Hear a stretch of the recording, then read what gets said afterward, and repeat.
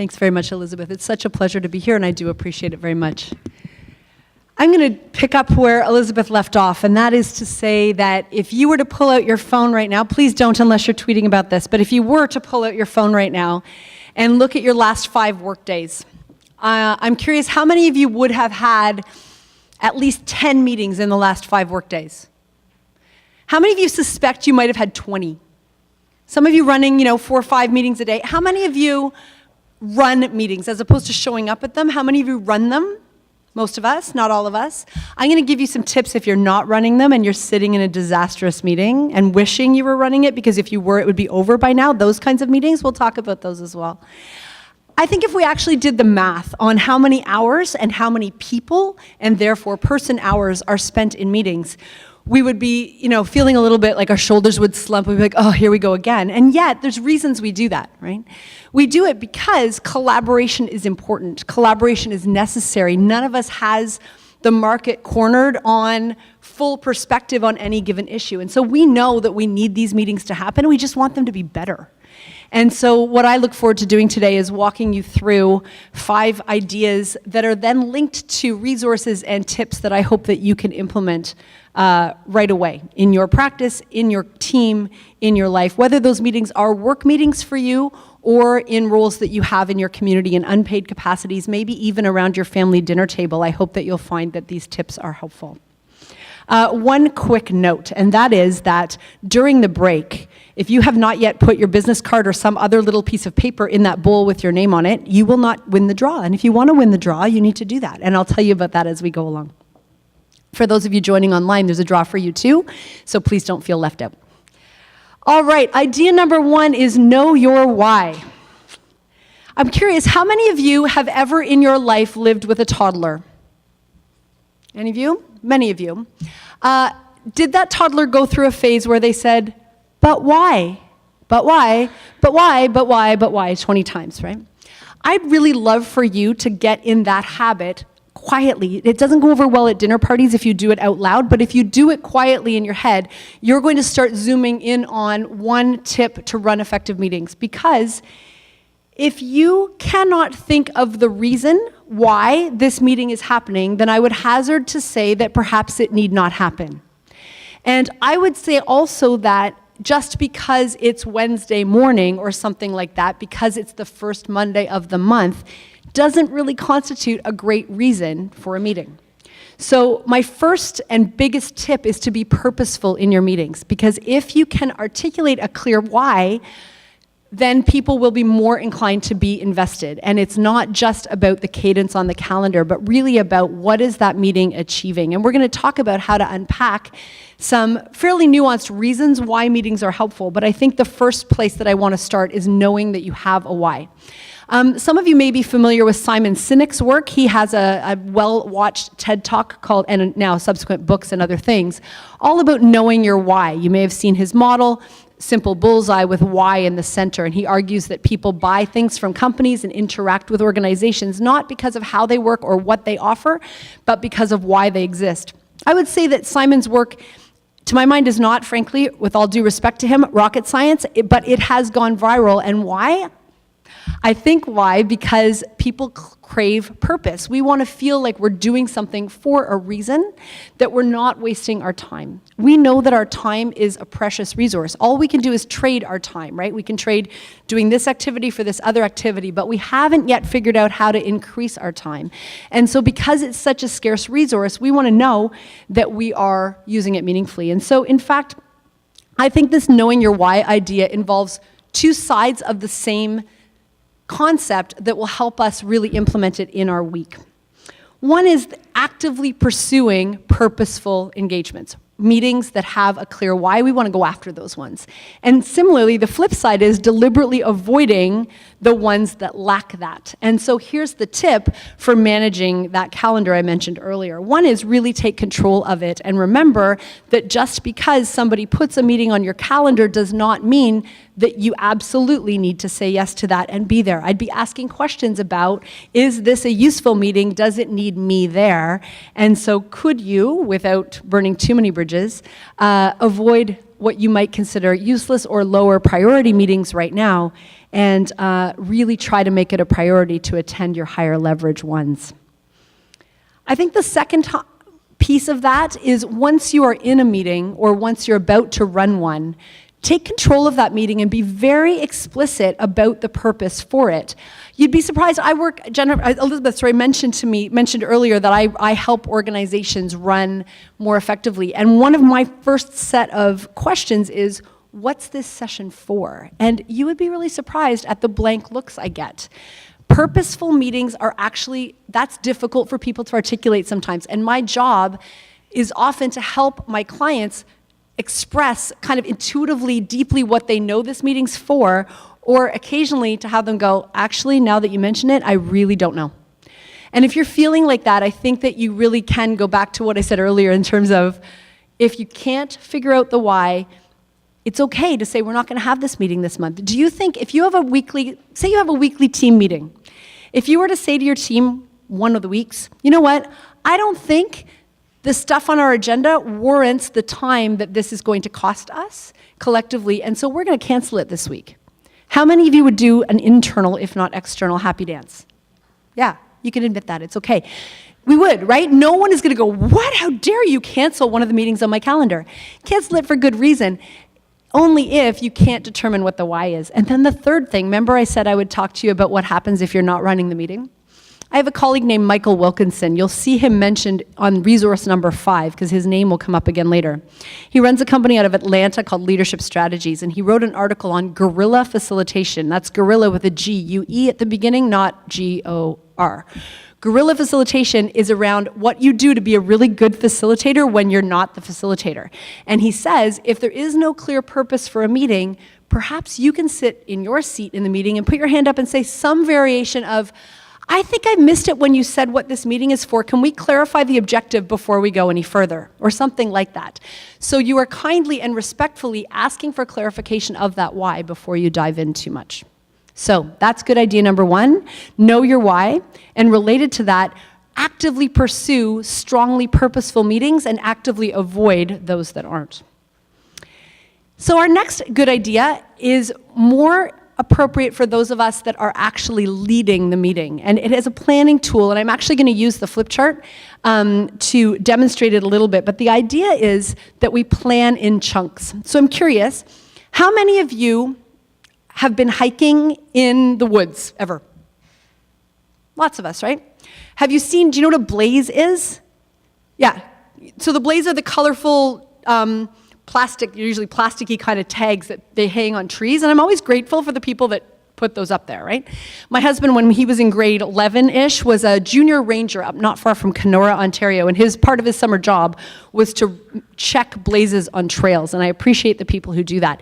The idea for blazes is that ideally, when you're standing at one orange tag on a tree and you're walking along a path and you look down the path, you can see the next blaze. It keeps you on track.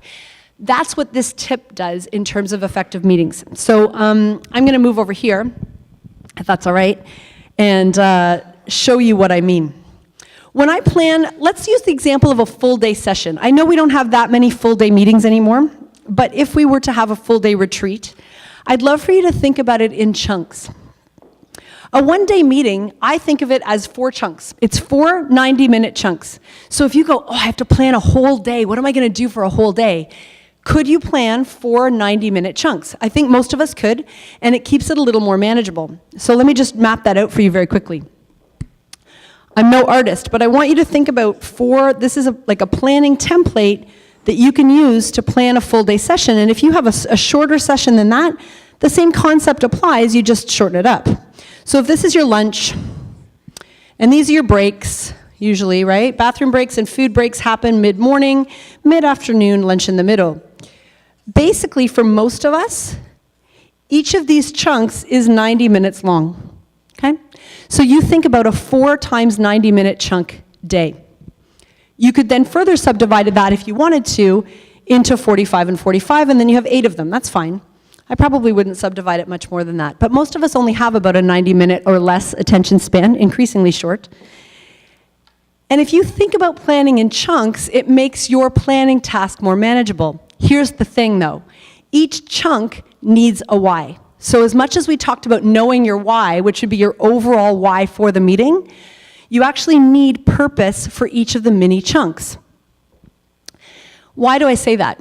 Partly because if you set a why for the whole day, it's really easy to lose your way as you get along here. And if this one goes off track and this one goes a little more off track and a little more, you may not end up at your purpose by the end. But it's also so that, and this is related, if this one goes off track or this one, it's almost like you get to reset as you get to each new chunk. Because if it's not a completely cumulative design, you have an opportunity to say, yeah, that little exercise did not go quite the way I thought, but I can reset back here. And as a facilitator, that gives you a way to find your blaze again in the forest. You know what I mean? You get to your next marker and go, okay, I felt like I was starting to get a little panicky there. That wasn't quite going the way I thought. But I know, even if we didn't really get that 45-minute chunk well, I know what this one looks like. And so my agendas, or well, facilitation plans, let me put it that way, the detailed ones that I see, they look like this, because I can then remember the purpose for each of these chunks. And you'll see on your resource page, you have a link there to an online prettier version of this that you can use as a facilitation planning template that will help you make sure that you have little mini whys that all cumulatively add up to that big purpose for the meeting. So you might have some questions about that, and I hope you do, and I'll look forward to taking those questions at the end. But for now, let's move to our third good idea that is a way to make this planning template even better. My suggestion is that in order to have effective meetings, you will pay attention both to content and experience. And so the big takeaway in this section is to say that an agenda alone is not enough for a good meeting. How many of you have walked into a meeting and there's an agenda either that you've received or that's sitting waiting for you at your place when you get there, and it's got a list of topics 1 through 4 or 1 through 20, right? We've seen that, right? If I'm the facilitator, that alone is only what I would consider to be half of what I need to plan as an effective meeting leader. So let me show you what I mean.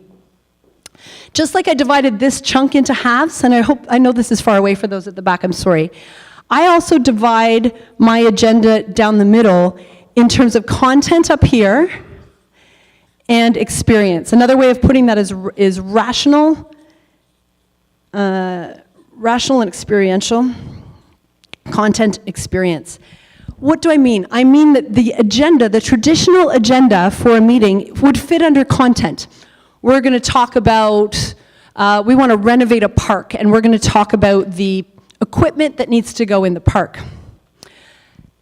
That's not enough to know that your meeting will be effective, because you could talk all day long about the equipment, but you might be spinning your wheels because you haven't been clear what done looks like for that chunk. So for example, if you need to just share information about all the different options of climbers and swings we could put in the park, fair enough, share the options. But if you want people to actually do something, I need you each to go and visit 3 parks between now and next meeting, that might look like done. Or maybe it's time to make a decision and you've got 4 options of playground designs you need people to look at.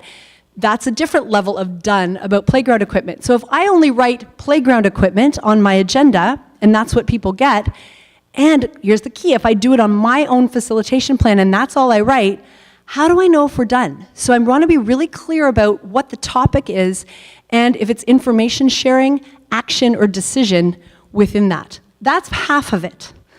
So I've already, I think, made that a little deeper than just taking the topic. It's the topic and what about it that goes in the content side. Let's talk about the experience side because it has 2 parts too. Whenever I run a meeting, I want to be thinking about the experience that people have with that meeting.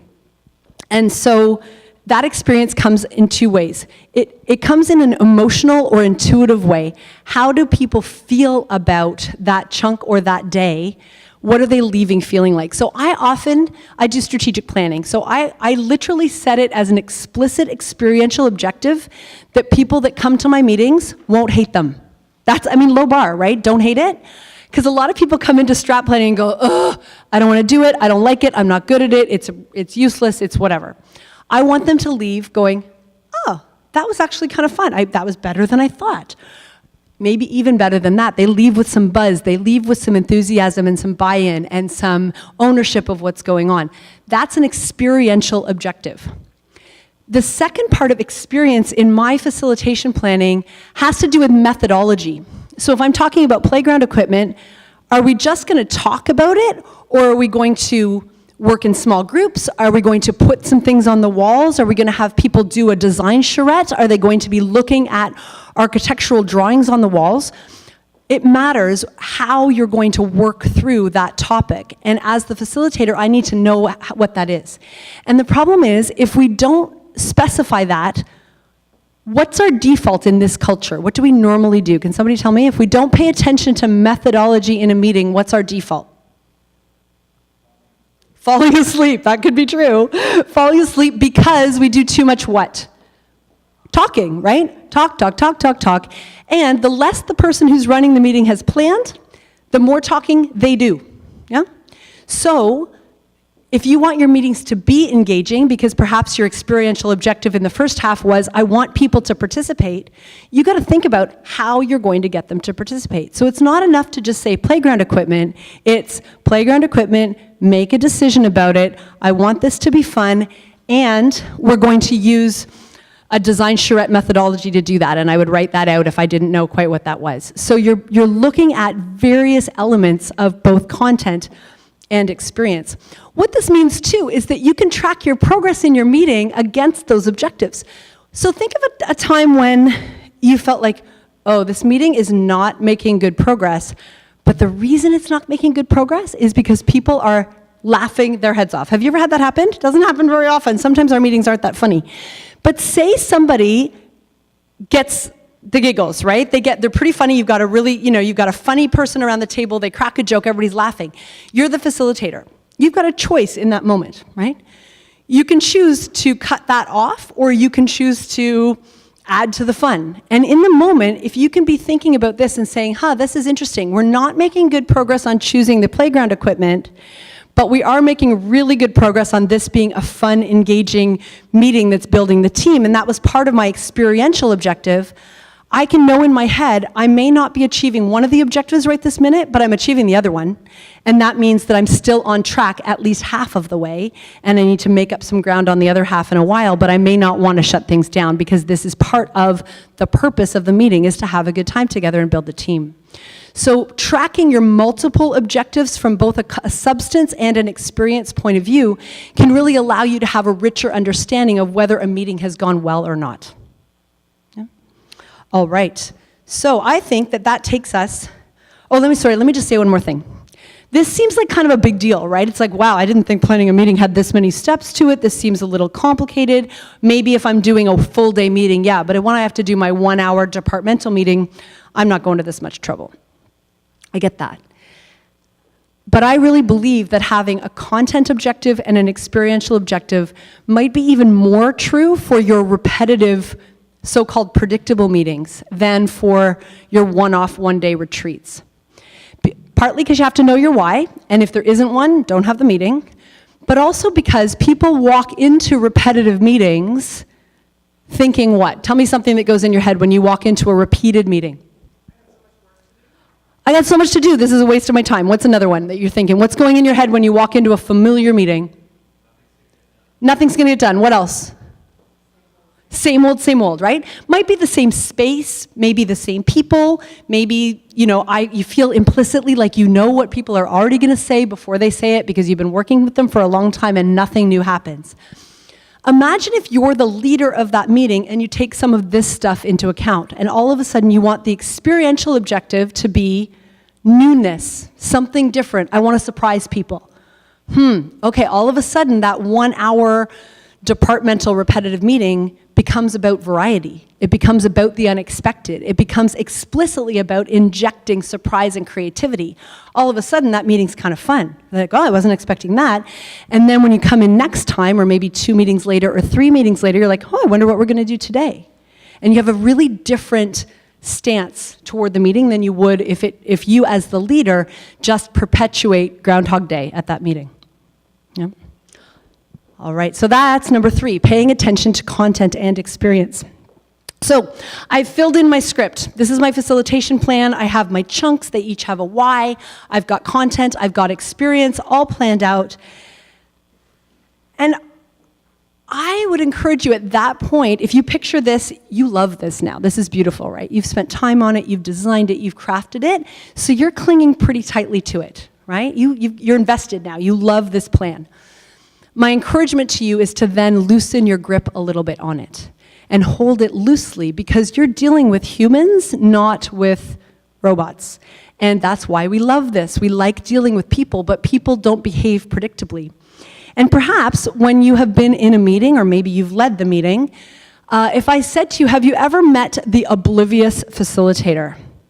Have you met that person? Do you know what I mean? I mean the facilitator that just barrels ahead with their plan because, darn it, they have a plan and they are not paying attention to you at all. They're not listening, they're not watching, they're not looking at the clock, they are just whatever. They're facilitating because their plan said so or because they've got more slides to cover. So we've probably all been in that meeting where the oblivious facilitator or oblivious presenter or negotiator or parent or whomever is talking and talking and talking, and then all of a sudden they look at the clock and they go, huh. Then what do they often do? If they're doing PowerPoint, what do they do right at that moment?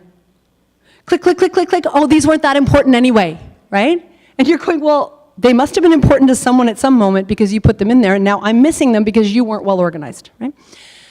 That's partly a time management question, but it's also not paying good attention to what's going on in the room. So let me give you another example of that. I was a participant in a meeting about this size, and the facilitator came up to the front and said, okay, I'm going to walk you through a process today that is brand new. Can't wait, really looking forward to it, new process. So I'm already thinking, okay, that person had an experiential objective, they've paid attention to methodology, that's great, I'm game for that. He goes, okay, how many of you have tried, and then he named the methodology he was going to use. He said, this is brand new and I can't wait, has anyone heard of it? Well, I would say 80%, maybe 85% of the room put their hand up. Okay, so what's going through your head? Just that much. I'll stop my story there just for a moment. What are you thinking already? Give me something that just went through your head when you heard me say that. Sorry? Panic. Why are you panicking, Julie? Why would that induce panic?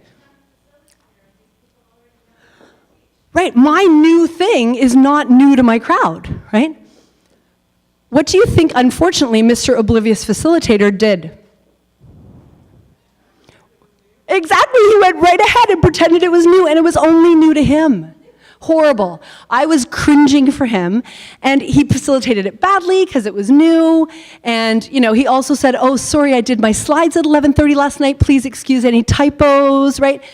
Just all these things, you just go, ugh, don't. Because if you're going to ask people what they think or ask them to give you some input, adjust to the input. Adapt to the input. Don't pretend that you didn't notice that people are asleep or on their phone or that 85% of the room said to you this is not new to them. You need to then respond, and whatever you've planned in your script, it doesn't need to get pitched out the window, but you need to hold it loosely and adjust. You need to be nimble and agile. And so you will notice that your resource number 4 on your list is a book called Nimble, and that book is coming. It went to the typesetter today. It's being released in Australia when I'm there on the 21st of February, and it will be available in this area in March. And it's really about when things go off script, but keeping it on track. So that is my new book, and that's actually the door prize today. So if you'd like a copy of that, you got to get your business card in there. So be nimble as a facilitator and hold your script loosely. That doesn't mean winging it. It means being well prepared and then holding your script loosely. How do we do that? We plan for multiple scenarios. Again, you can look on my website and see this in the resource section, but basically what I do when I'm planning a session is I say, okay, I'm going to try this tactic, this approach, this methodology, and then we're going to do this. But then I also say, but if that doesn't work, here's my plan B. And sometimes I even, for something really big or unpredictable, I also plan a plan C. Does it mean that plan A, plan B, or even plan C is what happens in the room? Not necessarily. But by planning those multiple scenarios out, I've let my brain consider the possibility that things won't go the way I thought. So when I have to do plan D in the room, My brain is more ready for plan D than it would have been if I had only planned plan A. Because I've allowed neurologically some space to say, here's one way of doing it, here's another way. And so when the third way comes up, I go, okay, I'm ready for that. Terrific resource on this is astronaut Chris Hadfield's TED Talk on going blind in space. So great. And it's amazing for two reasons at least. One of them is this one. He says, look, I didn't plan to get soap in my eyes on a spacewalk and go blind in space. Didn't know that was going to happen to me. Tells the story way better than I did and with much more detail. But he says, because I had planned for a whole bunch of other unexpected, crazy scenarios in space and the space station, I did not panic because I had trained my body and my brain not to be scared in a situation where most people would be scared. So plan for multiple scenarios is the tip that allows you to hold your script loosely. Last idea, and it's also related to Commander Hadfield. Use strong process to offset poor behavior.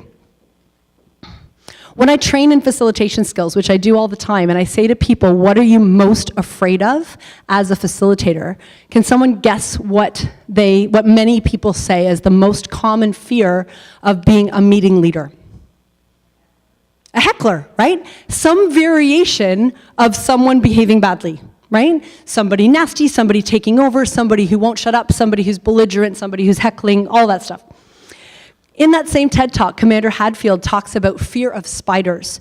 Do you know how many people are afraid of spiders? Well, let me put it this way. How many of you would say, yeah, I don't love them? If you're a little bit afraid of spiders. Do you know how many poisonous spiders there are in Canada? One black widow spider in BC. So as long as you are not in BC right this minute, the likelihood of you getting bitten by a poisonous spider is fairly low, in fact, 0. But it doesn't stop us from being afraid of spiders. So his point is that what we are afraid of and the danger of something don't always line up. Danger of spiders in Canada is low, fear of them is high. Similarly, in facilitation, fear of hecklers or difficult participants is high. Actual likelihood, in my experience, is fairly low. Why? Because Canadians are mostly polite. I think that's actually why. People generally behave decently in meetings, so your fear might be a little bit unfounded. However, I'm going to give you a tip for addressing it if your fear ends up coming true and you have difficult people or potentially difficult people in the room. Here's the tip.